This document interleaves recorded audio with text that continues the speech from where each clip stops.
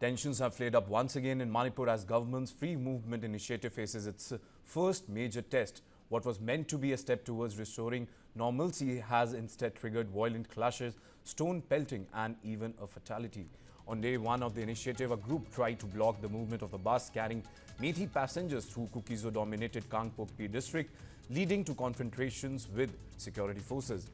In ensuing violence, one protester was killed, including several security personnel were also injured and multiple vehicles were torched. The conflict highlights the deep mistrust and unresolved tension in the state, with community groups taking opposing stands on the policy. Was this an inevitable fallout or a failure in execution? What does this mean for peace efforts in the region? The Free Movement Initiative was meant to bridge divides, but the violence in Kangpokpi raises serious questions. Can peace be enforced, or does the government need to rethink its approach? The road ahead remains uncertain. Meanwhile, according to an official notification, SP of Manipur's Kangpokpi district has instructed police personnel not to give, in fact, monetary demands for illegal organization. The notice issued by Kangpokpi SP Manoj Prabhakar stated, and I quote, "It has been reported that a few illegal organizations are demanding money from police personnel in Kangpokpi. It is hereby instructed to the rank and file officers in the Kangpokpi district to abstain from yielding the demands."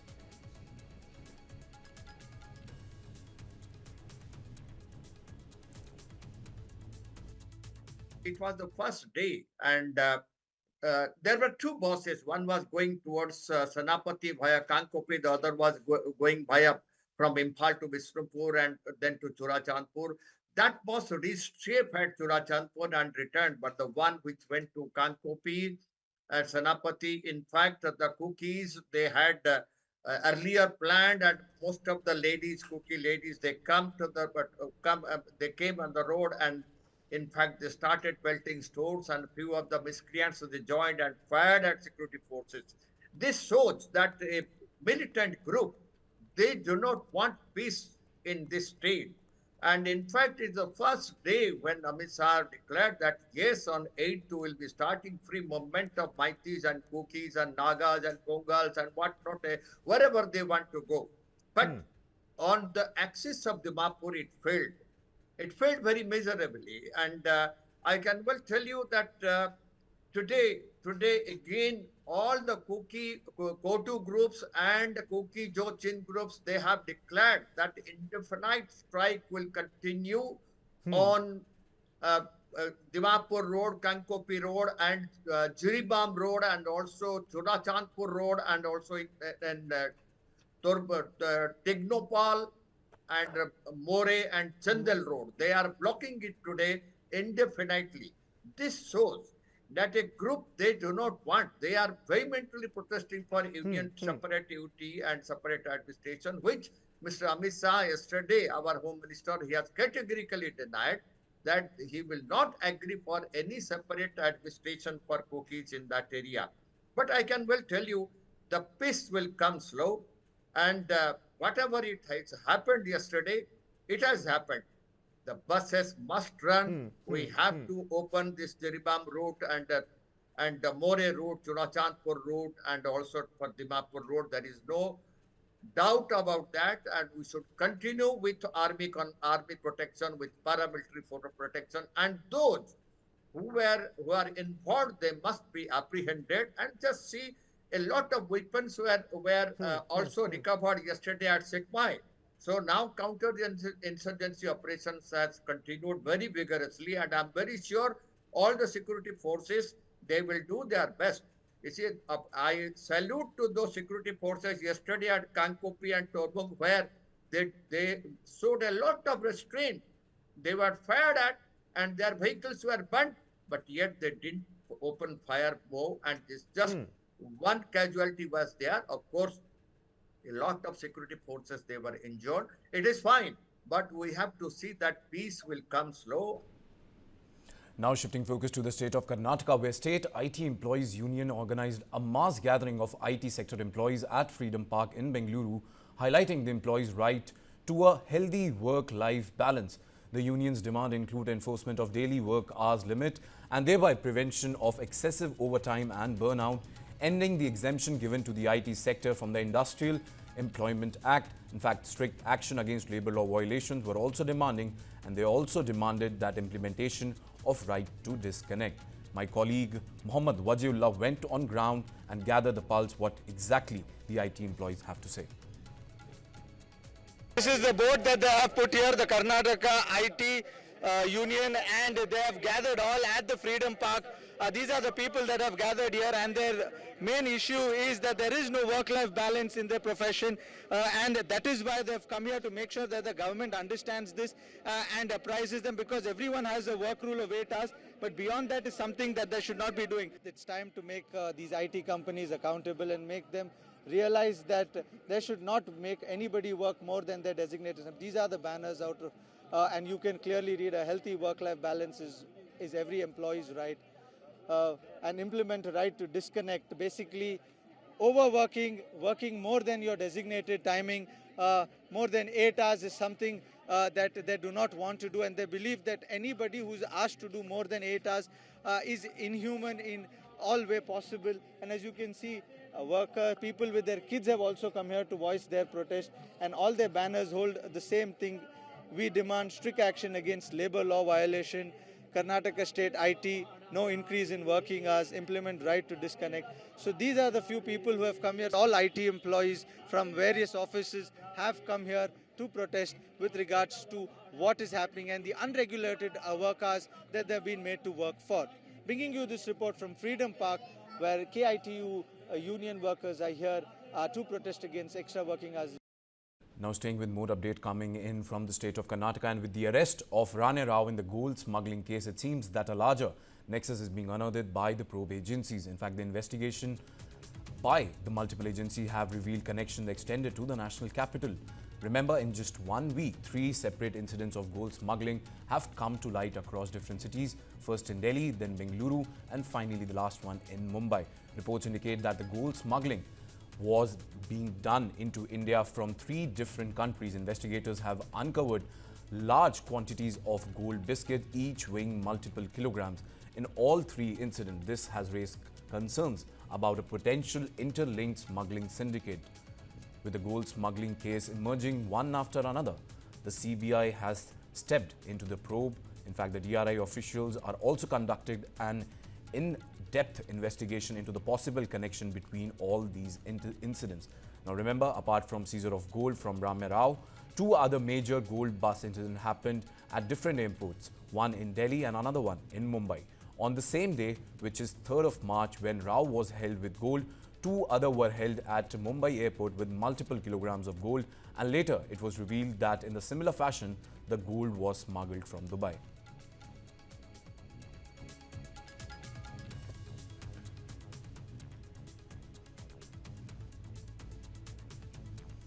Another important update coming in from Karnataka, and after a 27-year-old Israeli tourist and a 29-year-old homestay operator were gang raped near the Sapur Lake, close to the UNESCO World Heritage Site Hampi, the Karnataka Home Minister G. Parmeshwara has called it an unfortunate incident and said all efforts are being made to nab the 3rd accused. Remember, 2 people have already been arrested in this very matter, and the 3rd one remains at large. He also mentioned that the government is stepping up security measures in places like Hampi and other tourist places, and security measures are being looked at these places.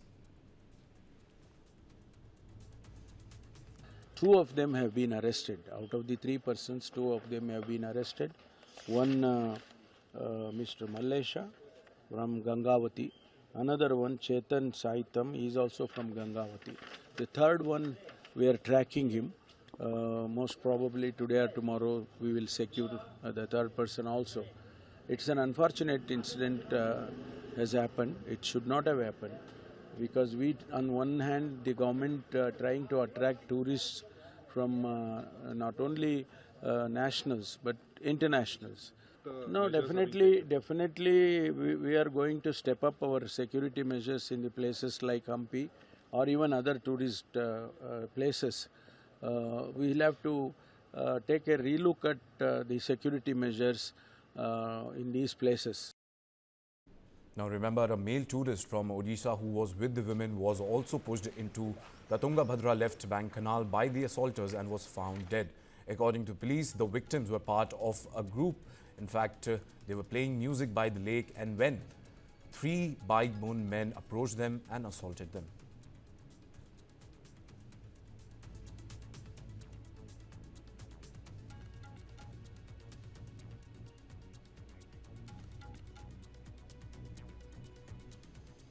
Shifting focus, another instance of hate crime against the Hindu community has surfaced in the United States.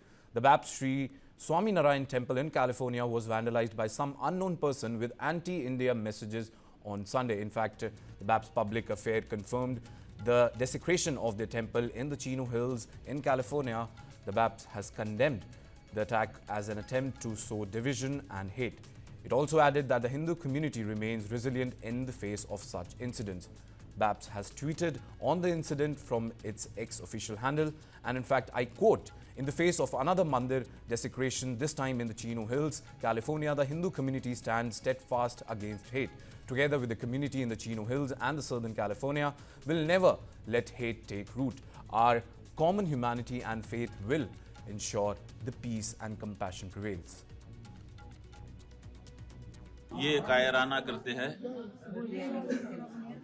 जहाँ पर शांति का, सौमनस्य का, हिल मिल के रहने का उपदेश किया जाता हो, जो समाज को जोड़ने वाला केंद्र हो, ऐसे स्थान पर हमला करना बहुत कायरों का कारनामा है। ये निंदनीय है, अच्छा नहीं। Meanwhile, Ministry of External Affairs has condemned the incident. In a statement, MEA wrote, and I quote, "We have seen reports regarding the vandalism at a Hindu temple in Chino Hills, California.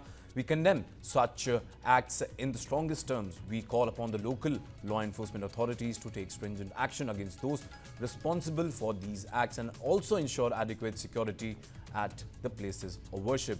Remember, this is not the first time such an incident has happened in the United States or other Western countries. Back on November 4th, 2024, Hindu temple was vandalized in Brampton, Canada. On September 25th, 2024, Baptist Sri Swaminarayan Mandir in California was vandalized and desecrated with anti-Hindu messages.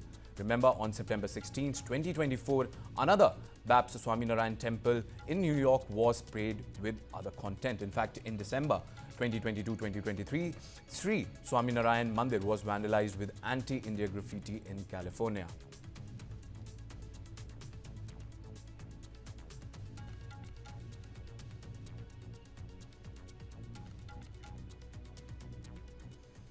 Moving on, Madhya Pradesh Chief Minister Mohan Yadav announced that his government would introduce death penalty for religious conversion of girls. Speaking at an International Women's Day event in Bhopal, Yadav declared that this government would take strict action against those behind illegal conversion. धर्मांतरण, दुराचरण, ये किसी घटना को हमारी सरकार बर्दाश्त नहीं करेगी। इसलिए ऐसे दुष्कर्मियों को या धर्मांतरण कराने वालों को फांसी की सजा तक पहुंचाएगी। The Congress party criticized Yadav's announcement, with the MLA Arif Masood accusing the Bharatiya Janata Party of targeting a particular religion and questioning if it aims to alter the constitution. नहीं, देखिए उन्हें दोनों बातों, उनकी जो बातें हैं उससे दो चीजें उनको बड़ी स्पष्ट करना चाहिए। एक तो जबरदस्ती धर्मांतरण, एक नंबर 1। दूसरा, उनको स्वीकार करना चाहिए कि हम कॉन्स्टिट्यूशन में बदलाव कर रहे हैं। जब कॉन्स्टिट्यूशन की बदलाव की बात आती है तो ये बात घुमा देते हैं, कहते नहीं ऐसा नहीं, संशोधन कर रहे हैं। तीसरा, मिसिंग भोपाल में लड़कियां हैं। हाल ही में अभी ईटखेड़ी की एक लड़की है जिसका परिवार परेशान हो रहा है 3 दिन से। तो अगर शुरुआत सख्त कार्रवाई की यही से तक उसके परिवार को पकड़ा तक नहीं गया, उस लड़के को बरामद तक नहीं कर पा रहे हैं कि पकड़ कर लाएं, तो शुरुआत यहां से हो जाना चाहिए, तो हम स्वागत करेंगे। वरना तो ये घोषणा रात दिन करते रहते हैं। The Madhya Pradesh Freedom of Religious Act 2021 criminalizes unlawful religious conversions through misrepresentation, force, undue influence or fraudulent means. The law prescribes strict penalties including imprisonment and fines for those found guilty of violating its provision.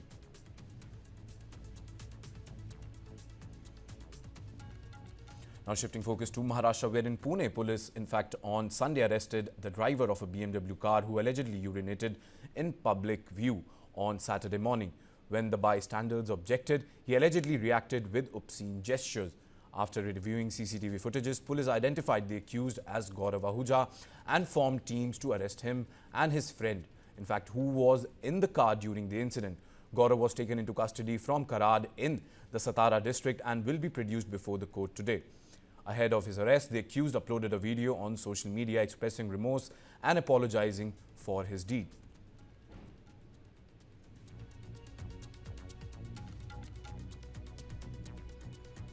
A video of the incident went viral on social media and brought in the wrath of the netizens who termed the incident as obscene. Pune-based social activist Vijay Kumbhar released a series of videos of this very incident.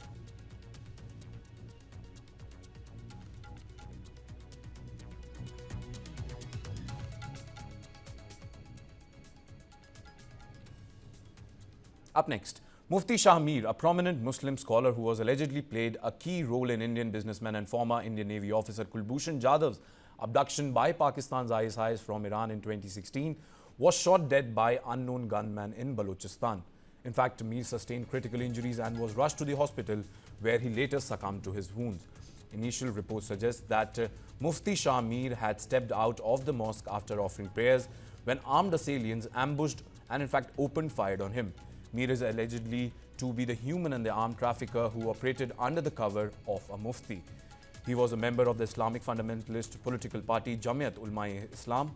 And in fact, it's also important and in fact to revisit at how the abduction of Kulbhushan Jadhav had unfolded. Remember, on March 3, 2016, Jadhav was abducted by a group led by Mullah Umar Irani of Jaish al-Adl from the Iran-Pakistan border. He also intercepted in the Chaman area of Balochistan and in fact on certain false charges in Pakistan. Jadhav was running a business in Chabar in Iran and in fact and had retired premature from the Navy.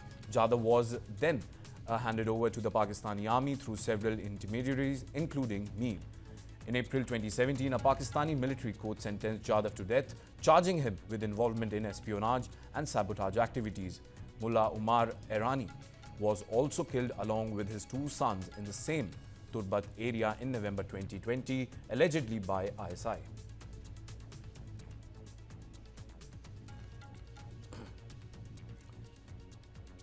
Well, in a controversial statement, MNS chief Raj Thackeray mocked those who took bath in River Ganga during the 45-day Mahakumbh in Prayagraj. Without mincing any words, the MNS leader called the Ganga water as highly polluted. Addressing the party's 19th Foundation Day, Raj Thackeray said that people should break free from superstition. He went on to say that would not even touch the dirty water of Ganga where millions have taken a bath during Mahakumbh. Raj Thackeray said that he refused to drink Ganga Jal offered by him Baba who brought it from Prayagraj. He asked people to step out of blind faith and start thinking.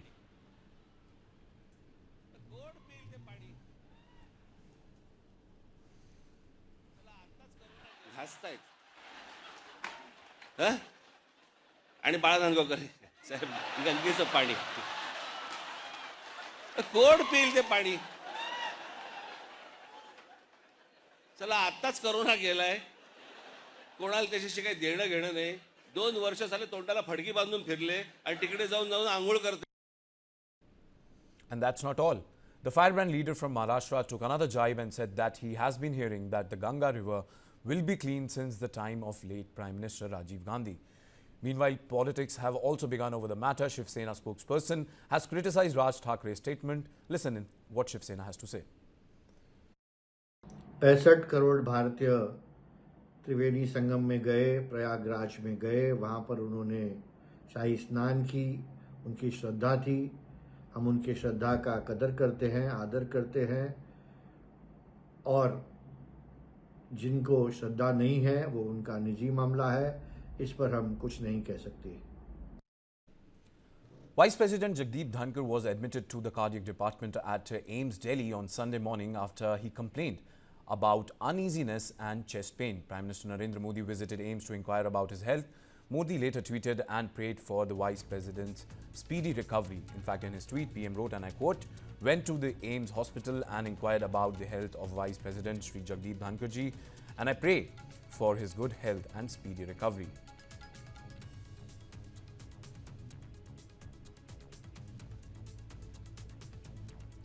Prime Minister Narendra Modi went to AIIMS Hospital to inquire about VP's health, and what we are understanding that his health is said to be stable and he's under scrutiny by the doctors at the AIIMS hospital. Remember, Union Health Minister JP Nadda too visited AIIMS in the day to inquire about Dhankhar's health. According to the report, as I mentioned, the 73-year-old leader is currently stable but remains under observation by a group of doctors.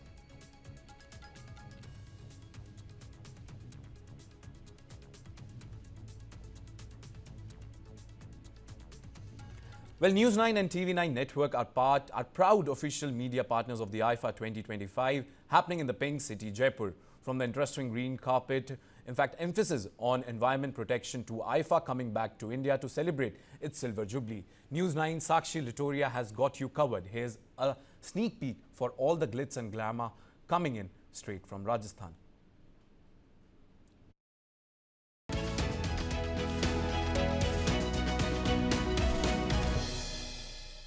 Introduction की जरूरत ही नहीं है, बस कहना चाहूंगी जप नाम सदा ही जय.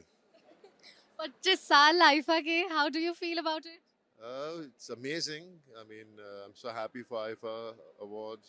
They have always been spectacular and they've always gone out of their way to make it every show a better show and a better award ceremony. So it's great that they're celebrating the 25 years in Jaipur. In, Rajasthan एक बहुत खूबसूरत state है हमारी country का, and what better way to celebrate your silver anniversary. Absolutely, and you've been associated with the film industry for so long. How do you look at the evolution? And of course, we are hearing the waves of AI being created in the cinema industry. What are your thoughts about it? I have very no knowledge of AI. I just find it very scary, but you know how it is. God only knows. What about the overall evolution from OTTs? I think OTT is the best thing that's happened to our industry in many ways, because there's so many actors out there, technicians, directors, in every field of filmmaking, that they're getting opportunities to work and create something different, because storytelling gets more easier on OTT.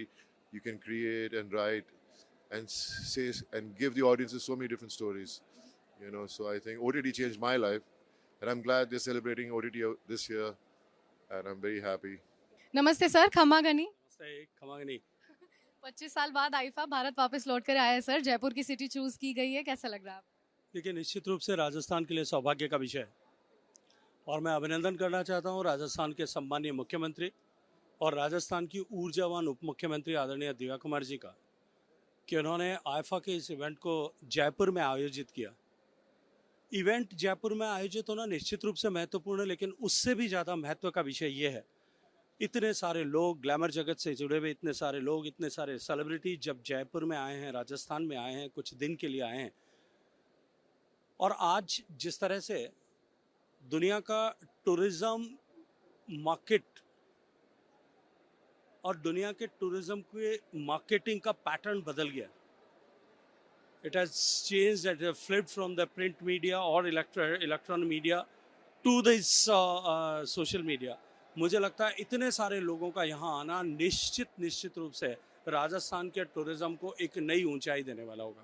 बिल्कुल sir, और फिल्मी जगत के बारे में बात करें, glamour के बारे में बात करें, अगर मैं आपसे पूछना चाहूँ कि कोई एक पिक्चर जो आपके दिल के बहुत करीब है, एक फिल्म जो आप बार बार जाके देखना पसंद करते हैं? देखिए, अभी पिछले दिनों में कश्मीर फाइल्स मैंने देखी है और मुझे लगता है कि वो हकीकत से भरी हुई मूवी थी. साबरमती एक्सप्रेस मैंने देखी है, उरी मैंने देखी है. मुझे लगता है कि ये सारी फिल्में जो है देश को एक नई दिशा, एक नई दृष्टि, एक नया जोश, एक नई जो है सच्चाई से रूबरू कराने वाली हैं. अभी जो सिनेमा हॉल्स में जो मूवी चल रही है छावा, किस तरह से हिंदुत्व की रक्षा के लिए, सनातन की रक्षा के लिए हमारे पुरोधाओं ने कितनी कुर्बानियाँ दी, आज के युवा पीढ़ी को इससे रूबरू कराने का बहुत बड़ा माध्यम है और मैं मानता हूँ कि इन मूवीज़ को बार बार हम सबको देखना चाहिए. Sir, TV9 network and News9 से बात करने के लिए आपका बहुत बहुत शुक्रिया.